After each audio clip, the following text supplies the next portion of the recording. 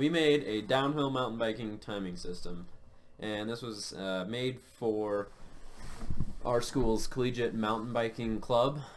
Go to other races hosted by other schools in our area. The problem with other timing systems that we've encountered in this scenario is that they're either very expensive and professional systems that cost well over $1,000 just to rent for a weekend, or to solve the cost issue, people just use stopwatches that are much more inaccurate and don't give quick or accurate results.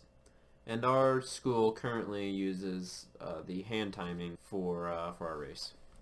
Our solution is better than the current options because it takes the best of both worlds and combines ease of use with accuracy and being cheap. In comparison to the professional systems that are already in use, the capital cost to make this is only about $75, which means that we could rent it to other teams feasibly for $200 or even cheaper if necessary, which means that our solution will be much more readily chosen by other teams. It also is a lot more accurate than the stopwatch solution since it uses the internal clock of the computer and it can be calibrated between two computers. Okay, so these are the bottom gates. We have the laser side and then the receiver side. Both of them are attached to the PVC pipes with these really adjustable GoPro mounts. And then, so the laser side, it's just two lasers and then a battery pack. And we have a switch in here to turn them on.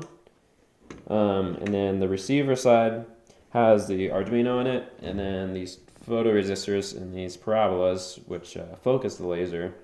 And then the Arduino outputs basically when the laser is broken. So the laser just points into the receiver, and then it receives the data. Okay, so this is the top gate. It has this push rod instead of the lasers, just because the bikers are not coming in with as much speed. So it has this basically bistable spring design that either pushes the rod against the switch there, or pushes it out so that it gets out of the way when the biker goes through. And then it just has another Arduino in here that outputs data to a computer.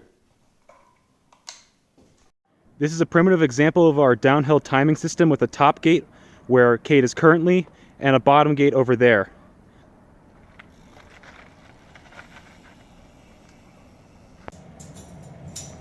This is our top gate.